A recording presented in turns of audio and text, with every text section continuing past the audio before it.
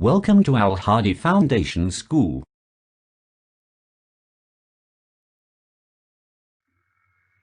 Bismillahirrahmanirrahim. Assalamu alaikum dear students. Students, today we are going to start our physics lecture from unit number 2, kinematics. On book page number 33, the topic is scalars and vectors. Okay, scalars और vectors क्या होते हैं, इनका concept सीखेंगे कि physics में scalars और vectors quantities कौन सी होती हैं। देखें, in physics we come across various quantities such as mass, length, volume, density, speed and force etc. तो फिजिक्स में ठीक है, हम बहुत सारी मुख्तलिफ क्वांटिटीज़ को लेते हैं, जैसे कि मैस है, ठीक है, लेंथ है, वॉल्यूम, डेंसिटी, स्पीड और फोर्स वगैरह।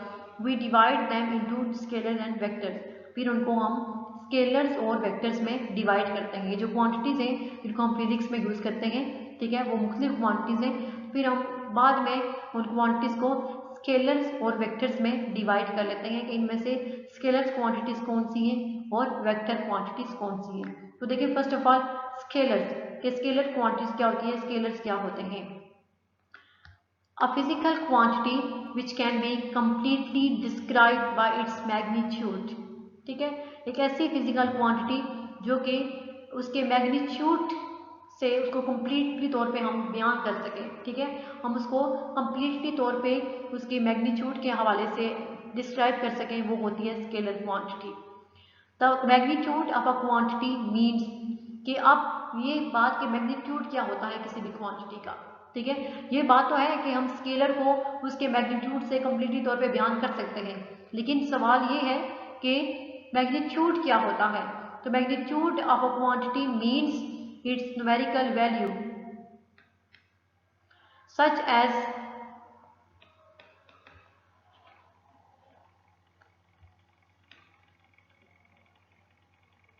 the value, its numerical value with an appropriate unit such as 5 kg, 40 second, 1.8 meter etc.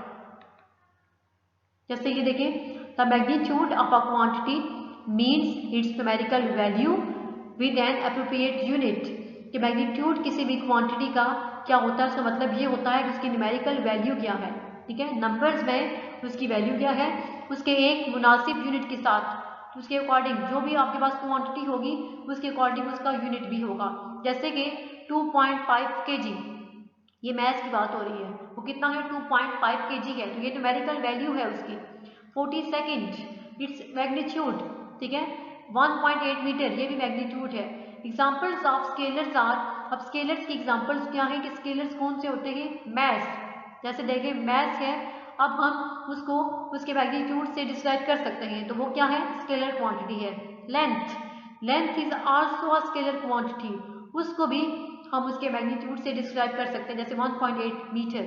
Time, time is also a scalar quantity, उसको भी हम उसके मैग्नीट्यूड से डिस्क्राइब कर सकते हैं, जैसे कि 40 सेकेंड। ऐसे ही स्पीड है, ठीक है, किलोमीटर पर हावर, ठीक है, उसको भी हम उसके यूनिट के साथ से मैग्नीट्यूड के साथ जो है एक्सप्लेन करते हैं, तो वो होती है speed, volume, work and energy etcetera. अब देखिए स्केलर्स की प्रॉपर डेफिनेशन क्या है। अ scalar quantity is described completely by its magnitude only, scalar quantity वो क्वांटिटी होती है जिसको हम उसके सिर्फ मैग्नीट्यूड से ही कम्प्लीटली तौर पे डिस्क्राइब कर सकते हैं। अगर हमें जस्ट उसका मैग्नीट्यूड पता होगा, उसकी न्यूमेरिकल वैल्यू पता होगी, तो हम उसको कंप्लीट तौर पे बयान कर सकते हैं कि वो क्या है। ये है स्केलर की डेफिनेशन, ठीक है, इसको आपने लिखना भी है और याद भी करना है। नेक्स्ट है वेक्टर्स, के वेक्टर्स क्या होते हैं। नेक्स्ट देखें vectors,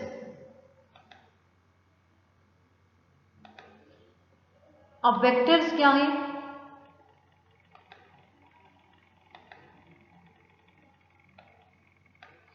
A vector can be described completely by magnitude along with its direction. Vector को हम कम्प्लीटली तौर पे डिस्क्राइब कर सकते हैं मैग्नीट्यूड से, लेकिन मैग्नीट्यूड के साथ साथ उसकी डायरेक्शन भी चाहिए होती है। अब स्केलर में ये था कि जस्ट हम किसी भी क्वांटिटी को उसके मैग्नीट्यूड से एक्सप्लेन कर सकते हैं कि वो हो गया, वो स्केलर है। लेकिन वेक्टर क्वांटिटीज वो होती हैं जिनमें जस्ट हम मैग्नीट्यूड से किसी भी चीज़ को, किसी भी क्वांटिटी को एक्सप्लेन नहीं कर सकते, मैग्नीट्यूड के साथ साथ हमें उसकी डायरेक्शन भी चाहिए होती है। Examples of vectors are, examples क्या है वेक्टर्स की? Velocity, displacement, force, momentum, torque. ये जो क्वांटिटीज हैं इनको डिस्क्राइब करने के लिए हमें मैग्नीट्यूड के साथ साथ उनकी डायरेक्शन भी पता होनी चाहिए। तो ये कौन सी क्वांटिटीज हैं? ये वेक्टर क्वांटिटीज हैं। It would be meaningless to describe vectors without direction, के वेक्टर्स को डायरेक्शन के बगैर एक्सप्लेन करना बिल्कुल बेमानी है। कि अगर हम वेक्टर्स को डायरेक्शन के बगैर डिस्क्राइब करेंगे कि तो बिल्कुल हमें पता नहीं चलेगा कि वो उसका कोई मीनिंग नहीं होगा, वो बिल्कुल मीनिंगलेस है। फॉर एग्जाम्पल, मिसाल के तौर पे देखें, distance of a place from reference point is sufficient to locate that place. कि अगर किसी भी जगह से, किसी भी जगह का फासला जो है, ठीक है, किसी भी जगह का जो डिस्टेंस है वो किसी रेफरेंस पॉइंट से, किसी भी फिक्स पॉइंट से अगर हम उसको लोकेट करना चाहें तो वो बिल्कुल भी इनसफिशिएंट मीन होता है, काफ़ी नहीं है। ठीक है, इसके लिए the direction of that place from reference point is also necessary. तो इसको लोकेट करने के लिए हमें उस रेफरेंस पॉइंट से उस जगह की डायरेक्शन भी पता होनी चाहिए। जस्ट हम उस रेफरेंस पॉइंट से इसका डिस्टेंस पॉइंट ऐसे ही लोकेट नहीं कर सकते जब तक हमें उस रेफरेंस पॉइंट से उस जगह की डायरेक्शन पता नहीं होगी, तब तक हम उसका डिस्टेंस जो है वो वहाँ से फाइंड नहीं कर सकते। A vector quantity is described completely by magnitude and direction। तो वेक्टर क्वांटिटी जो है वो कम्प्लीटली तौर पे तब बयान करते हैं जब उसमें मैग्नीट्यूड और डायरेक्शन दोनों शामिल होते हैं। तो वेक्टर क्वांटिटी को हम उसके मैग्नीट्यूड और डायरेक्शन से कम्प्लीटली तौर पे बयान कर सकते हैं। ये वेक्टर की क्वांटिटीज की डेफिनेशन है, इसको भी आपने लिखना और याद करना है। देखिए, consider a table as shown in figure 2.13a। जैसे देखें कि एक ये जो फिगर है 2.13a, इसमें आपको ये टेबल जो है वो दिखाया गया है। Two forces F1 and F2 are acting on it. इस पे दो फोर्सेस जो है वो एक्ट कर रही है। फोर्सेस कौन सी है? F1 and F2। F1 जो है वो भी इसी टेबल पे एक्ट कर रही है और F2 भी इस पे एक्ट कर रही है। Does it make any difference if the two forces act in opposite direction? कि अगर क्या इनमें कोई फर्क पड़ेगा अगर यही दो फोर्सेस जो है वो ऑपोजिट डायरेक्शन के साथ टेबल पे एक्ट करें? तो अगर इन दोनों फोर्सेस की डायरेक्शन जो है वो चेंज हो जाए, ऑपोजिट डायरेक्शन में वो इस टेबल पे एक्ट करें, तो इनमें कोई डिफरेंस होगा? जैसे कि फिगर अब देखें बी में यही दो फोर्सेस जो है वो F1 एक साइड पे है और F2 दूसरी साइड पे है। इन दोनों की जो डायरेक्शन है वो बिल्कुल ऑपोजिट हो गई है, तो इसमें क्या फर्क होगा? Certainly the two situations differ from each other. यकीनन जो है वो दोनों सिचुएशन एक दूसरे से बिल्कुल मुख्तलिफ होंगी। ठीक है, यकीनन ये दोनों सिचुएशंस जो होंगी वो एक दूसरे से बिल्कुल चेंज होंगी। They differ due to the direction of the forces acting on the table. They differ, वो किस लिए डिफरेंट होंगी? क्योंकि जो फोर्सेस टेबल पे एक्ट कर रही है उनकी डायरेक्शन डिफरेंट है, इसलिए वो फोर्सेस जो टेबल पे एक्ट कर रही है उनकी डायरेक्शन डिफरेंट है, इसलिए दोनों सिचुएशंस आपस में डिफरेंट होगी। इस सिचुएशन में डिफरेंट होगा और ये डिफरेंट होगी। Thus, the description of a force would be incomplete if direction is not given।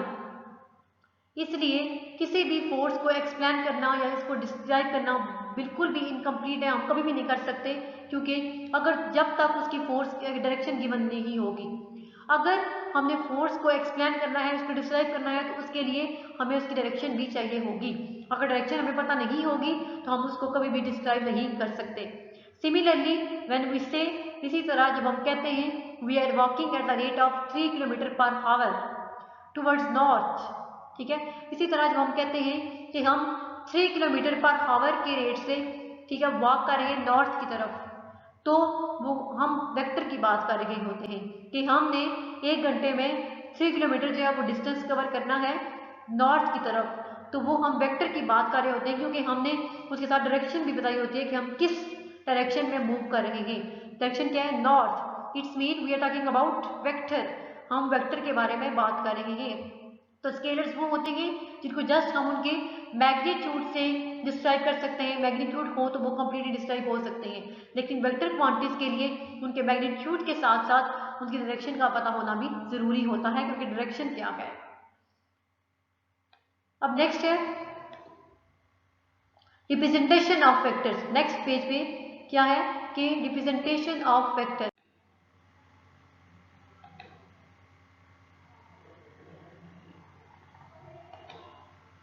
तो देखिए रिप्रेजेंटेशन ऑफ वेक्टर्स क्या है, to differentiate of vector from a scalar quantity, कि किसी भी वेक्टर क्वांटिटी को स्केलर क्वांटिटी से डिफरेंशिएट करने के लिए, दोनों में फर्क करने के लिए we generally use bold letters to represent vector quantities. हम आम तौर पे वेक्टर क्वांटिटीज को डिस्क्राइब करने के लिए, उनको रिप्रेजेंट करने के लिए बोल्ड लेटर्स यूज करते हैं, ठीक है। वेक्टर और स्केलर क्वांटिटी में फर्क करने के लिए हम आम तौर पे वेक्टर क्वांटिटीज को बोल्ड लेटर्स में रिप्रेजेंट करते हैं, जैसे कि एफ। अब देखिए कैपिटल एफ थोड़ा बोल्ड है, ठीक है, ए स्मॉल ए भी थोड़ा बोल्ड है और डी भी बोल्ड है। और या फिर a bar or arrow over their symbols, या फिर जो वेक्टर्स क्वांटिटीज होती हैं उनके सिंबल्स पे हम या तो एक बार लगा देते हैं या फिर छोटा सा एरो उनके ऊपर लगा देते हैं, ताकि हम उनको डिफ्रेंशिएट कर सकेंगे इनमें से वेक्टर्स कौन से और स्केलर्स कौन से हैं। तो वेक्टर्स की रिप्रेजेंटेशन कैसे होती है, या तो हम उनको बोल्ड लेटर्स में लिखते हैं या फिर उनके सिंबल्स के ऊपर छोटी सी एरो होती है या बार। ये वेक्टर्स की रिप्रेजेंटेशन है सिंबॉलिकली, कि हम उनको उनके सिंबल्स को कैसे रिप्रेजेंट कर सकते हैं। Graphically a vector can be represented by a line segment. Graphically, ठीक है, अगर हम उनको ग्राफिकली किसी भी वेक्टर को रिप्रेजेंट करना चाहें तो हम उसको एक लाइन सेगमेंट से रिप्रेजेंट करें, जैसे कि ये लाइन सेगमेंट गिवन है, हम उसको एक लाइन सेगमेंट से रिप्रेजेंट करते हैं विद एन एरो अहेड, और उसके एक साइड पे एरो होती है। जैसे देखें अब ये ए बी वेक्टर है तो इसके बी के एक साइड पे ये क्या एरो है। In figure 2.14, the line AB with arrowhead at B represent a vector V। कि ये जो फिगर है 2.14 में जो लाइन सेगमेंट ए बी है, एरो उसकी बी हेड पे है, तो वो एक वेक्टर V को रिप्रेजेंट कर रही है। The length of the line A B gives the magnitude of the vector V। जो लेंथ होगी कि जितनी भी लेंथ की हम लाइन लगा रहे हैं, जितने सेंटीमीटर की ये लाइन लगाएंगे, वो क्या होगा, उस वेक्टर का मैग्नीट्यूड होगा। ऑन अ सिलेक्टेड स्केल, जो भी आपने स्केल सिलेक्ट किया होगा, जिससे भी आप लाइन लगाएंगे जितनी सेंटीमीटर की होगी, वो उस वेक्टर का मैग्नीट्यूड होगा। While the direction of the line from A to B gives the direction of the vector B. और जो डायरेक्शन होगी लाइन की ए से बी की तरफ, वो वेक्टर की डायरेक्शन का बताती है कि वेक्टर की डायरेक्शन किस साइड पे है। अब ये बताएं ए टू बी लाइन है, अब बी के एंड हेड पे एरो है, इट्स मीन इसकी डायरेक्शन की तरफ बी की तरफ, ठीक है। तो जिस साइड पे भी उसकी एरो होगी उस साइड पे वेक्टर की डायरेक्शन होती है। तो ये थी रिप्रेजेंटेशन ऑफ वेक्टर्स की। हम वेक्टर्स को दो तरीकों से रिप्रेजेंट कर सकते हैं, ठीक है। एक सिंबॉलिकली कैसे, कि या तो लेटर्स जो है वो बोल्ड लिखते हैं, या फिर उनके सिंबल्स के ऊपर हम छोटा सा एरो या फिर छोटी सी बार लगा देते हैं, छोटी सी लाइन, ताकि डिफ्रेंशिएट कर सकेंगे इन क्वांटिटीज में से स्केलर क्वांटिटीज कौन सी है और वेक्टर क्वांटिटीज कौन सी है। और ग्राफिकली वेक्टर को रिप्रेजेंट करने के लिए हम एक लाइन सेगमेंट यूज करते हैं, ठीक है, और उसके एक साइड पे एक एरो होता है, और जितनी भी लेंथ की वो लाइन सेगमेंट होती है, वो लेंथ उसका मैग्नीट्यूड बताती है, और जिस साइड पे उसकी डायरेक्शन होगी ए टू बी लाइंस की, वो उसकी डायरेक्शन बताएगी कि वेक्टर की डायरेक्शन किधर है। नेक्स्ट देखिए example 2.1, represent the force of 80 N यानी 80 newton metre acting towards north of east. Represent करें कि एक फोर्स जो है वो एक्ट कर रही है नॉर्थ, ठीक है, नॉर्थ से स्मॉल की तरफ एक्ट कर रही है, तो वो कैसे 80 N की कैसे एक्ट करेगी। सोल्यूशन देखें स्टेप 1, सबसे पहले draw two lines perpendicular to each other. सबसे पहले आपने दो लाइंस ड्रॉ करनी है जो एक दूसरे के परपेंडिकुलर होनी चाहिए। जैसे ये लाइन है, ठीक है, ये लाइन एक दूसरे के परपेंडिकुलर है। East west and vertical line, sorry, horizontal line represent east west and vertical line represent north south direction. कि जो हॉरिजॉन्टल लाइन लगाएंगे आप, वो क्या करनी चाहिए, ईस्ट वेस्ट डायरेक्शन को शो करें, ठीक है। और जो ये देखिए ईस्ट वेस्ट को, और जो वर्टिकल लाइन होगी वो नॉर्थ और साउथ को रिप्रेजेंट करेगी। जैसे फिगर 2.15 में ये जो फिगर है इसमें देखें ये जो है ये किसको शो कर रही है, नॉर्थ और साउथ को, ठीक है, और ये ईस्ट और वेस्ट को, जैसे ये भी बताया गया है यहाँ पे। नेक्स्ट स्टेप 2 में क्या है, select a suitable scale to represent the given vector. फिर इसके बाद हमने एक स्केल सिलेक्ट करना है जिससे हम किसी वेक्टर को रिप्रेजेंट करेंगे, ठीक है। तो उसके मैग्नीट्यूड बताएगा वो स्केल के, उसके मैग्नीट्यूड कितना है वेक्टर का। In this case we may take a scale which represent 20n by 1 centimetre line. इस केस में हम वो स्केल ले रहे हैं, ठीक है, जो कि जिसका हम कह रहे हैं कि 1 सेंटीमीटर जो है वो 20n के इक्वल है, ठीक है। 1 सेंटीमीटर हमें 20 न्यूटन फोर्स दे रहा है। Step 3, draw a line according to the scale in the direction of vector. क्या करें, इसके बाद आपने एक लाइन ड्रा करनी है, ठीक है, अकॉर्डिंग टू स्केल के अकॉर्डिंग, जो स्केल आप ले रहे हो उस स्केल के अकॉर्डिंग आपने एक लाइन ड्रा करनी है वेक्टर की डायरेक्शन की तरफ। In this case draw a line O A. इस केस में हमने एक लाइन ड्रा किया ओ और ए, ये देखिए लाइन ड्रा हुई है। ऑफ लेंथ 4 सेंटीमीटर, इसकी लेंथ कितनी है 4 सेंटीमीटर अलोंग नॉर्थ ईस्ट, ठीक है, क्योंकि नॉर्थ और ईस्ट की तरफ है ये, तो इसलिए ये देखिए ईस्ट है और ये नॉर्थ, ये बीट में है तो ये नॉर्थ ईस्ट की तरफ हमने ये लाइन ड्रा की है जिसकी लेंथ कितनी है 4 सेंटीमीटर, क्योंकि 1 सेंटीमीटर जो है वो 20n को रिप्रेजेंट कर रहा है। तो जब 4 सेंटीमीटर होगा तो 20 को अगर 4 से मल्टीप्लाई करें तो क्या होता है 80n, मीन्स ये इसकी क्या होगी फोर्स 80n होगा। Step 4, put an arrow head at the end of the line. क्या करें कि उसके एरो बिल्कुल लाइन के एंड पे, ठीक है, एक एरो हेड लगाएं। In this case arrow head is at point 8। इस केस में एरो हेड जो है वो पॉइंट 8 पे होगा। दस the line O A will represent a vector. तो इसलिए ये जो लाइन ओ ए है वो क्या कर रही है, एक वेक्टर को रिप्रेजेंट कर रही है। जैसे कि the force of 80n acting towards north east, जैसे मिसाल के तौर पे कि 80n ये जो फोर्स है वो क्या कर रही है, एक्ट कर रही है नॉर्थ ईस्ट पे। तूने कहा था कि नॉर्थ ईस्ट में 80n फोर्स एक्ट करवानी है, तो ये था कि हम वेक्टर्स से कैसे उनको रिप्रेजेंट कर सकते हैं। वेक्टर्स क्या होते हैं कि जिनको हम उनके मैग्नीट्यूड के साथ साथ डायरेक्शन की भी जरूरत होती है वो डिस्क्राइब करने के लिए, और स्केलर्स को जस्ट हम उनके मैग्नीट्यूड से जो है वो एक्सप्लेन कर सकते हैं, डिस्क्राइब कर सकते हैं। नेक्स्ट रिप्रेजेंटेशन ऑफ वेक्टर्स था कि वेक्टर्स को हम किस तरह रिप्रेजेंट करते हैं। तो दो मेथड्स हैं, एक है सिंबॉलिकली और दूसरा है ग्राफिकली। सिंबॉलिकली या तो हम बोल्ड लेटर्स में लिखते हैं या फिर क्या होता है कि उनके सिंबल्स के ऊपर छोटे छोटे बार्स होते हैं या फिर एरो हेड होता है, एरो लगाते हैं, ताकि हम ये डिफ्रेंशिएट कर सकें कि इन क्वांटिटी में से स्केलर क्वांटिटीज कौन सी है और वेक्टर क्वांटिटीज कौन सी है।